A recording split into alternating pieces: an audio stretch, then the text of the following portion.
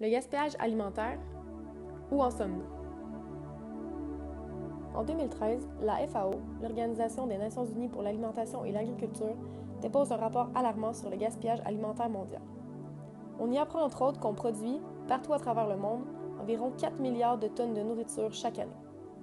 De ces 4 milliards de tonnes produites, 1,3 milliard de tonnes se retrouvent aux poubelles. C'est donc un tiers de la production mondiale qui est gaspillée annuellement. Si vous préférez, on pourrait remplir 346 667 piscines olympiques avec toute la nourriture qu'on jette. C'est environ 41 200 kg à la seconde. De ces 1,3 milliard de tonnes de production alimentaire gaspillées dans le monde, 54% provient de l'amont de la chaîne, soit les postes de production, manutention et de stockage après récolte. On parle alors de perte alimentaire puisque ces denrées ne sont pas mises à la disposition des consommateurs. 46% du gaspillage provient de l'aval de la chaîne, soit la transformation, la distribution et la consommation. On parle alors de gaspillage alimentaire quand ces denrées sont prêtes à être consommées. Toujours selon la FAO, plus précisément, on estime que l'étape de production est responsable de pertes se chiffrant à 500 millions de tonnes de nourriture. Le stockage et le transport sont responsables de pertes d'environ 350 millions de tonnes. La transformation, c'est-à-dire les usines, occasionne des pertes de 200 millions de tonnes de nourriture. C'est environ la même proportion pour l'étape de distribution. Finalement, le consommateur est responsable de pertes se chiffrant à 350 millions de tonnes par année. Le rapport nous donne également quelques données sur le monde. Dans les pays les moins développés, les pertes alimentaires se retrouvent principalement en amont de la chaîne, soit aux étapes de production et de stockage. Par exemple, en Afrique, sur 160 kg de nourriture gaspillée par habitant, 155 sont jetés en amont, alors que seulement 5 kg sont jetés par les consommateurs. En Amérique latine, sur 225 kg de nourriture jetée par habitant, 200 kg sont jetés au courant des 2 premières étapes de la chaîne, soit 89% de la nourriture gaspillée. En Asie, le gaspillage moyen par habitant se situe entre 6 et 11 kg.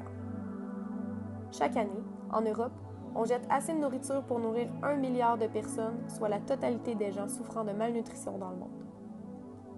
En Amérique du Nord, on jette entre 95 et 115 kg par habitant chaque année. Dans les régions à faible revenu, le gaspillage alimentaire est imputable à 4% à la vente au détail. Si l'on compare aux régions à revenus moyens et élevés, le gaspillage peut atteindre 31% en ce qui concerne la vente au détail. Au Canada, la situation n'est pas plus rose. Pour l'ensemble du pays, on chiffre le gaspillage alimentaire à 21 milliards de dollars, ce qui équivaut à 2% du PIB total.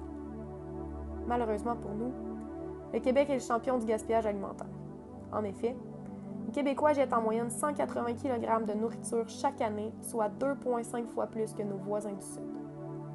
Cette perte équivaut à 771 $ par personne, une perte d'argent totalement inutile et évitable. Les résultats de ce dernier rapport furent alarmants car démesurés. Cependant, ce n'est pas la première fois que l'alarme était tirée. Pour comprendre l'enjeu, nous devons remonter à décembre 2012 en France.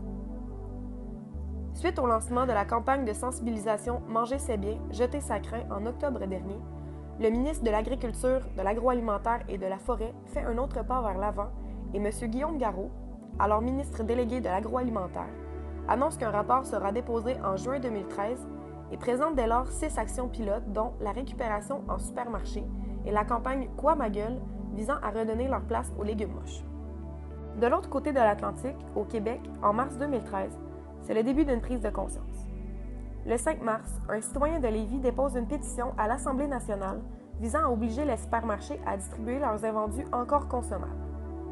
Cette pétition fut nécessairement critiquée par l'Association des détaillants du Québec, l'ADAQ. Quelques temps plus tard, l'Oblast annonce le début d'un projet pilote de récupération pour octobre et M. Pierre Dendoy, alors VP Opérations chez l'Oblast, est nommé vice-président du conseil d'administration de Moisson Montréal. Tel que promis, la France dépose le rapport Garot et propose un pacte national contre le gaspillage alimentaire, le pacte anti-gaspi. Signe que la serviette n'est pas jetée, Mme Diane Gaboury-Hamelin, alors députée de Masson, dépose officiellement une seconde pétition du genre à l'Assemblée nationale. Une fois de plus, l'ADAQ rétorque. Selon elle, la solution au gaspillage alimentaire passe par des initiatives de parrainage entre les supermarchés et les banques alimentaires. Cette pétition aura recueilli 18 097 signatures. Le 15 octobre marque le début d'un projet pilote prometteur pour les banques alimentaires.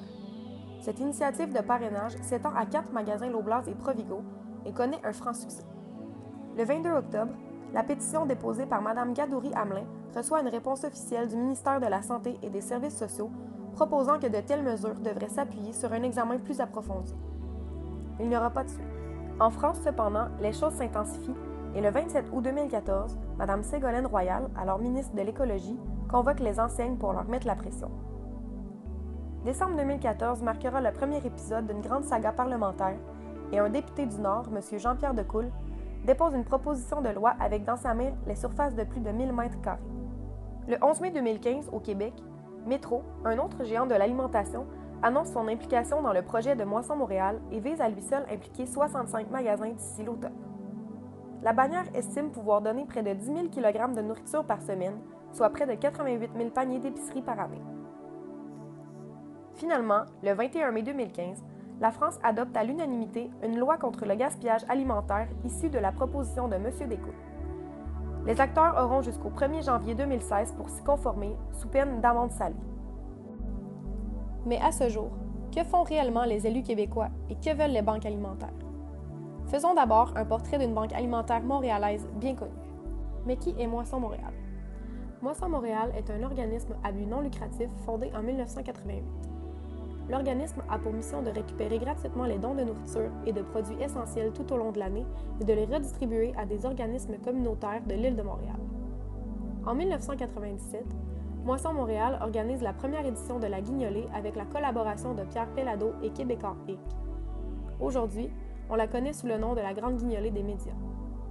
En 2015, plus de 140 000 personnes ont été nourries grâce à Moisson Montréal. De ce nombre, 40 000 enfants sont bénéficiaires chaque mois par l'entremise des organismes associés. Outre le fait de fournir des denrées alimentaires à plus de 240 organismes, Moisson Montréal met également l'emphase sur des solutions durables pour favoriser la sécurité alimentaire. L'OBNL tente donc de cette façon de conscientiser le plus grand nombre de personnes aux conséquences du gaspillage alimentaire. Chacun de ces organismes communautaires de l'île de Montréal s'approvisionne de façon régulière, soit 1 à 2 fois par semaine auprès de Moisson Montréal, dépendamment de leur capacité d'entreposage. De cette façon, les organismes accrédités peuvent offrir plusieurs types de services qui ciblent les vrais besoins des gens qui en profitent.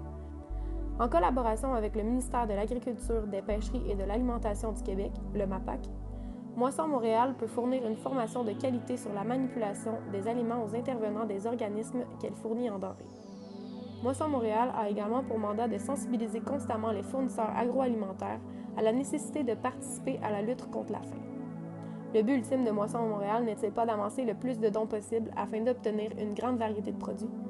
Mais serait-il possible d'améliorer les choses? Par exemple, Moisson Montréal aurait-elle intérêt à ce qu'un projet de loi semblable au modèle français voie le jour en sol québécois? Bien que Métro soutienne vouloir déployer son programme dans toutes les régions de la province d'ici 2020, à l'heure actuelle, on ne retrouve qu'un petit nombre de magasins participant sous différentes bannières.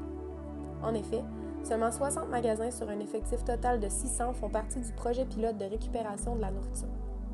À titre indicatif, IGA, qui ne participe pas à ce programme, possède quant à lui quelques 250 magasins au Québec.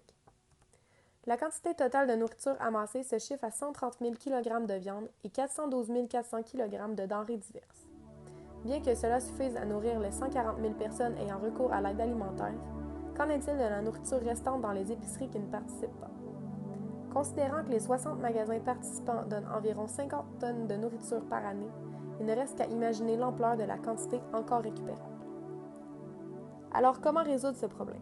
Devrait-on encourager l'initiative corporative en matière de RSE de ces géants de l'alimentation ou devrait-on plutôt légiférer comme l'a fait la France? Pour répondre à cette question, il faut d'abord considérer les détaillants comme des organisations réactives et socialement réceptives qui doivent s'adapter à l'évolution des enjeux sociaux. En effet, la prise de conscience déclenchée par les différents rapports et les projets de loi français oblige les entreprises à réagir, à explorer et à se donner les moyens de changer. Il s'agit donc d'une stratégie de réponse proactive avec comme unique objectif de devancer l'entrée en vigueur d'une nouvelle réglementation. Effectivement, il faut comprendre que les grandes entreprises n'aiment généralement pas les cadres législatifs contraignants. Le 28 août 2015, alors que l'éditorial Le Monde publiait un article sur les efforts de Mme Ségolène Royal dans sa chasse au gaspillage alimentaire, on faisait déjà mention de l'hostilité de la Fédération des entreprises du commerce et de la distribution face à ce cadre législatif qualifié de, et je cite, « inutile et source de nouvelles contraintes et de paperasserie supplémentaires. Pour conclure, bien que les points de vue divergent, la solution au gaspillage alimentaire repose entre les mains de chacun et le consommateur se doit d'y être conscientisé. Bien qu'il soit plus facile de réglementer les entreprises, il en est du devoir de chacun de prendre action afin de réduire son empreinte alimentaire. Pour ce faire, les producteurs pourraient investir dans de meilleures technologies de récolte et d'entreposage pour éviter les pertes de denrées alimentaires. Le gouvernement, quant à lui, pourrait légiférer à d'autres niveaux et revoir la réglementation concernant les dates de péremption. Les supermarchés pourraient cesser d'offrir des rabais uniques à l'achat de lots d'items qui, de toute façon, finiront dans la poubelle du consommateur. Ces détaillants pourraient également réduire les prix des produits aux formes imparfaites pour sauver un maximum de fruits et de légumes récoltés. Finalement, le consommateur pourrait utiliser de meilleures méthodes pour conserver la nourriture une fois chez lui et recycler les aliments non utilisés pour éviter de les envoyer dans nos décharges. Après analyse, le gaspillage alimentaire est un enjeu de plus en plus significatif pour l'avenir. L'accroissement démographique, le réchauffement climatique et la baisse des réserves d'eau potable nous forceront à revoir nos modes de production et de consommation. Par contre, c'est en changeant maintenant que ce sera mieux demain.